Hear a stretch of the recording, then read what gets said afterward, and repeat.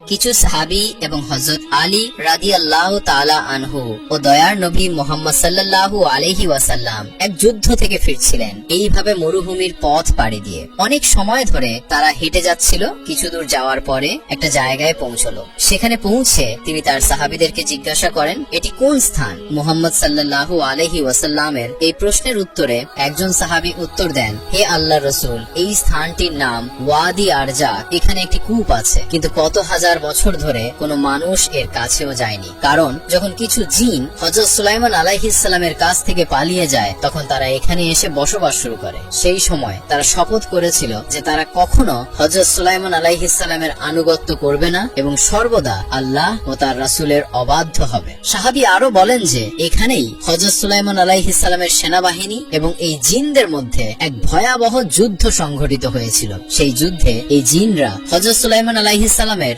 10,000 সৈন্যকে হত্যা করেছিল। আজও এই জিনরা সেই ভয়ঙ্কর কূপের ভেতরে এবং তার আশেপাশে বাস করে। যখনই কেউ সেখানে যায়, তারা তাকে নির্মম ভাবে হত্যা করে। এই কথা শুনে আমাদের নবী সাল্লাল্লাহু আলাইহি ওয়াসাল্লাম বললেন, তাহলে এটা সেই জায়গা যেখানে এই জিনরা বাস করে এবং কোনো কারণ ছাড়াই মানুষ হত্যা করে? যদি তাই হয়, তাহলে আমাদের এখানেই থামতে হবে। এর সমাধান খুঁজে বের করা প্রয়োজন, কারণ আমরা এভাবে অত্যাচারীদের মুক্ত রাখতে পারি না। তারপরে মুহাম্মদ সাল্লাল্লাহু আলাইহি ওয়াসাল্লাম বললেন, দীর্ঘ ভ্রমণের কারণে আমরা সবাই খুব তৃষ্ণার্ত এবং ক্লান্ত। কাছাকাছি আর কোনো কূপ নেই। তোমাদের কেউ কেউ সেই কূপ থেকে পানি আনতে যাও। নবী সাল্লাল্লাহু আলাইহি ওয়াসাল্লামের নির্দেশের পর কিছু সাহাবী পানি আনতে সেই কূপের দিকে এগিয়ে গেলেন। কিন্তু কূপের কাছে পৌঁছানোর সাথে সাথে হঠাৎ কূপের ভেতর থেকে একটা ভয়ঙ্কর জিন বেরিয়ে এলো। তার চেহারা এতটাই ভয়ঙ্কর ছিল যে এটি আগুনের জ্বলন্ত অঙ্গারের মতো ছিল। তাকে দেখে সাহাবীরা এগিয়ে যাওয়ার সাহস সঞ্চয় করতে পারলেন না এবং ভয়ে পিছু হটলেন। কিন্তু সেই সাহসী সাহাবীদের মধ্যে একজন, যার নাম হযরত আবুল আস রাদিয়াল্লাহু তাআলা আনহু ছিলেন, তিনি পিছু হটলেন না। তিনি পূর্ণ সাহসের সাথে এগিয়ে যেতে থাকলেন এবং মনে মনে ভাবতে থাকলেন, আমার জীবন যদি হারিয়েও যায়, তবুও আমি অবশ্যই এই কূপ থেকে পানি নিয়ে যাব। কারণ রাসূলুল্লাহ সাল্লাল্লাহু আলাইহি ওয়াসাল্লাম আমাকে পানি আনতে নির্দেশ দিয়েছেন।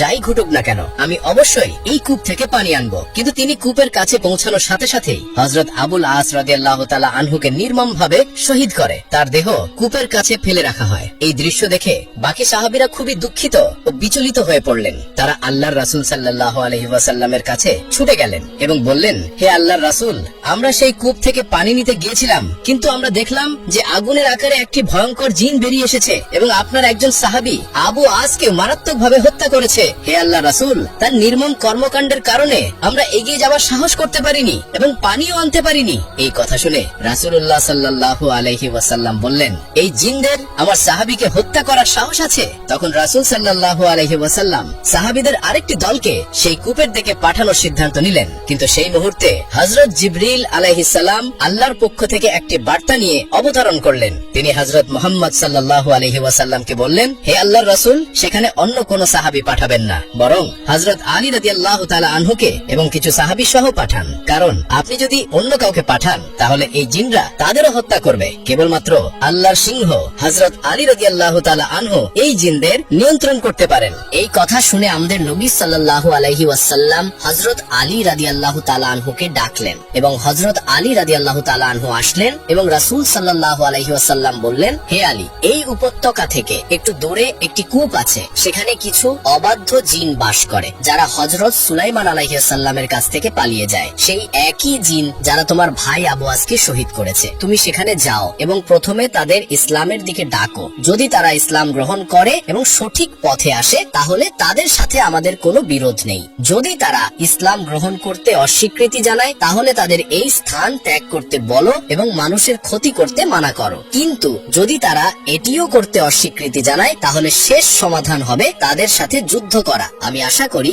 আল্লাহ রাব্বুল আলামিন তোমাকে এই যুদ্ধে সাফল্য দান করবেন। হযরত আলী রাদিয়াল্লাহু তাআলা আনহু এই আদেশের জন্য অপেক্ষা করছিলেন। তিনি কিছু সাহাবীকে সাথে নিয়ে সেই কূপের দিকে রওনা দিলেন যেখানে জিনরা বাস করত। হযরত আলী রাদিয়াল্লাহু তাআলা আনহুকে নিয়ে যখন সেই কূপের কাছে পৌঁছালেন, তখন হঠাৎ একই ভয়ঙ্কর জিন কূপ থেকে বেরিয়ে এলো। তাদের দেখে তিনি বললেন, হে মানুষ, আমার ভয়াবহ মুখ দেখেও কি তোমরা ভয় পাওনি? আমি ইতিমধ্যেই তোমাদের একজন সঙ্গীকে নির্মম ভাবে হত্যা করেছি এবং এখন তোমরা আবার এখানে এসেছো। জেনে রাখো, এবার আমি তোমাদের সবাইকে আরো নির্মম ভাবে হত্যা করব এবং এই পৃথিবী থেকে তোমাদের নিশ্চিহ্ন করে দেব।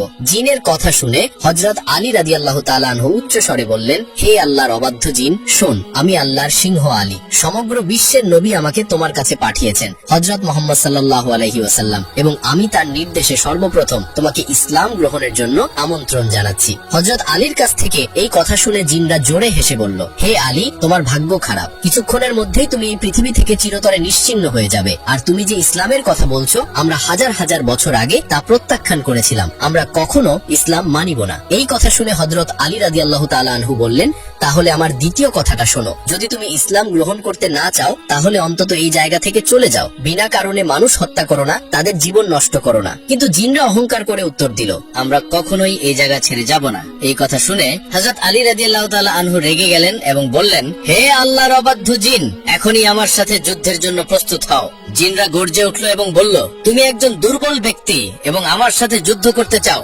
এসো দেখি তোমার শক্তি কত। এই কথা বলে জিনরা রাগে হযরত আলী রাদিয়াল্লাহু তাআলা আনহুর উপর আক্রমণ করতে এলো। কিন্তু ঠিক সেই মুহূর্তে শেরে খোদা হযরত আলী রাদিয়াল্লাহু তাআলা আনহু তার তরবারি শক্ত করে ধরে রাখলেন। আর তখন হযরত আলী রাদিয়াল্লাহু তাআলা আনহুর হাতে জুলফিকার তরবারি দিয়ে এক আঘাতে সে জিনের মাথা দুই টুকরো করে কেটে ফেললেন এবং তাকে চিরতরে হত্যা করে জাহান্নামের দরজার দিকে পাঠিয়ে দিলেন। সেই জিনকে হত্যা করার সাথে সাথেই হাজার হাজার জিন কূপের ভেতর থেকে উঠে আসতে শুরু করলো। তারা ভয়াবহ শব্দ করতে শুরু করলো, এতটাই যে তাদের ভয়াবহ চিৎকারে আকাশ ও পৃথিবী কেঁপে উঠল। এই দৃশ্য দেখে শেরে খোদা হযরত আলী রাদিয়াল্লাহু তাআলা আনহু কোরআনের আয়াত তেলাওয়াত শুরু করলেন। তিনি আয়াত তেলাওয়াত করার সাথে সাথে জিনদের শরীরে আগুন জ্বলতে শুরু করলো। তারা আর কূপের উপরে দাঁড়াতে পারলো না এবং চিৎকার করতে লাগলো। তারা আবার কূপের ভেতরে চলে গেল।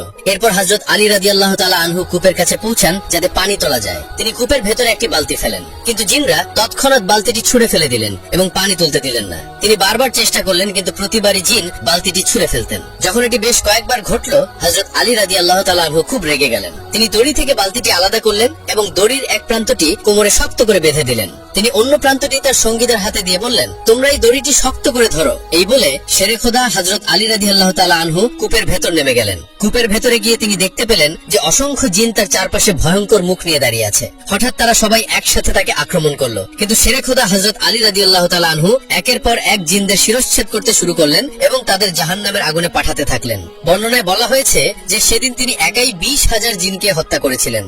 যখন বাকি জিনরা দেখলো যে তাদের সকল যুদ্ধ সঙ্গী নিহত হচ্ছে এবং এখন তাদের পক্ষে শেরে খোদা হযরত আলী রাদিয়াল্লাহু তাআলা আনহুর সামনে দাঁড়ানো অসম্ভব হয়ে পড়েছে, তখন তারা হাত জোড় করে অনুরোধ করলো, হে শেরে খোদা আলী, দয়া করে আমাদের ক্ষমা করুন, আমরা ভুল করেছি। হযরত আলী রাদিয়াল্লাহু তাআলা আনহু বললেন, আপনি যদি আগে আমার কথা শুনতেন তাহলে আমাকে এত যুদ্ধ করতে হতো না এবং আপনার এত লোক মারা যেত না। আপনার কাছে আমার কেবল একটি দাবি, কলমা পড়ুন, মুসলিম হন এবং নির্মম ভাবে মানুষ হত্যা বন্ধ করুন। জিনরা বলল, লা ইলাহা ইল্লাল্লাহু মুহাম্মাদুর রাসূলুল্লাহ। তারপর তারা হযরত আলী রাদিয়াল্লাহু আনহুর কাছে প্রতিশ্রুতি দিতে শুরু করলো, আজ থেকে আমরা মুসলিম হয়েছি, এখন থেকে আমরা মানুষ হত্যা করব না, আমরা আল্লাহ এবং তার রাসূলের আদেশ পালন করব এবং কখনো তাদের অবাধ্য হব না। হযরত আলী রাদিয়াল্লাহু তাআলা আনহু তাদের নেতার দিকে তাকালেন। জিনদের নেতা বললেন, হুজুর, আমি তাদের নেতা। হযরত আলী জিজ্ঞাসা করলেন, আপনার নাম কি? জিন বলল, আমার নাম কাউগান। হযরত আলী রাদিয়াল্লাহু আনহু বললেন, এখন থেকে আপনার নাম জাফর। তখন জিনের প্রধান বলল, হে শেরে খোদা, হযরত আলী, আমি আপনাকে আমার লোকদের সঠিক পথ দেখানোর দায়িত্ব নিচ্ছি এবং সর্বদা আল্লাহ ও রাসূলের আনুগত্য করতে শেখাচ্ছি। জিনরা বলল, হে হযরত আলী, আমি আপনার সকল আদেশ পালন করব ইনশাআল্লাহ। এখন আমি আমার লোকদের কখনোই আল্লাহ ও তার রাসূলের বিরুদ্ধে উত্তেজিত করব না। এরপর হযরত আলী রাদিয়াল্লাহু তাআলা আনহু কুয়ো থেকে পানি তুলে রাসূল সাল্লাল্লাহু আলাইহি ওয়াসাল্লামের কাছে গিয়ে বললেন যে আমি যুদ্ধ করেছি, অনেক জিন যুদ্ধে হত্যা হয়েছে এবং আল্লাহর বিধান পালন করেছেন, এবং তারপর তারা কালেমা পাঠ করে মুসলিম হওয়ার এবং শান্তির পথে চলার প্রতিশ্রুতি দিয়েছেন। এখন তারা কোনো মানুষের ক্ষতি করবে না। এই ঘটনার পর হযরত মুহাম্মদ সাল্লাল্লাহু আলাইহি ওয়াসাল্লাম আল্লাহর রব্বুল আলামিনের কাছে দোয়া প্রার্থনা করেন। একবার হযরত ওমর রাদিয়াল্লাহু তাআলা আনহু মদিনার এক রাস্তা দিয়ে হেঁটে যাচ্ছিলেন।